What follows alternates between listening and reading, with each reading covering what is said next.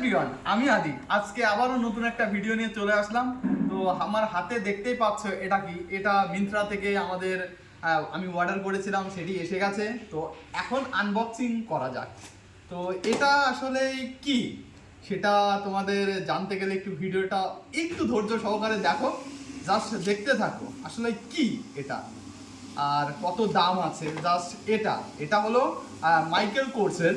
তো Michael core একটি American brand, আমেরিকার বিখ্যাত ব্র্যান্ড। তো এটা আমেরিকার বিখ্যাত কি ব্র্যান্ড? এটা হলো দেখাই ঘড়ি, মাইকেল কোরের বিখ্যাত ঘড়ি। তো গাইজ এটা পুরোটাই রোজ গোল্ডের ঘড়িটা জাস্ট দেখো। ঘড়িটার দাম আমি তোমাদের বলে দিচ্ছি, জাস্ট ঘড়িটা দেখো। ও মাই গড, কি দারুণ আর কি ওয়েট গাইজ।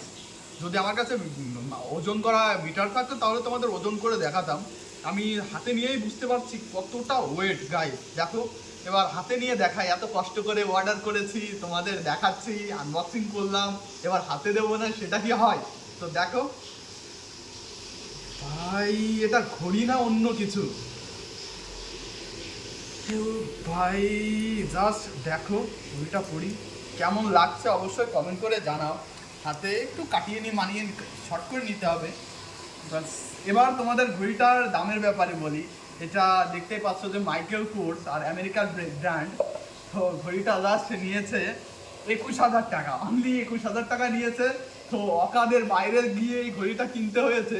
জাস্ট দেখো যে 21,000 টাকা দিয়ে ঘড়িটা কিনে, আর কি বলবো, ঘড়ি তো আসলে টাকা অনুপাতে ঠিকঠাকই আছে।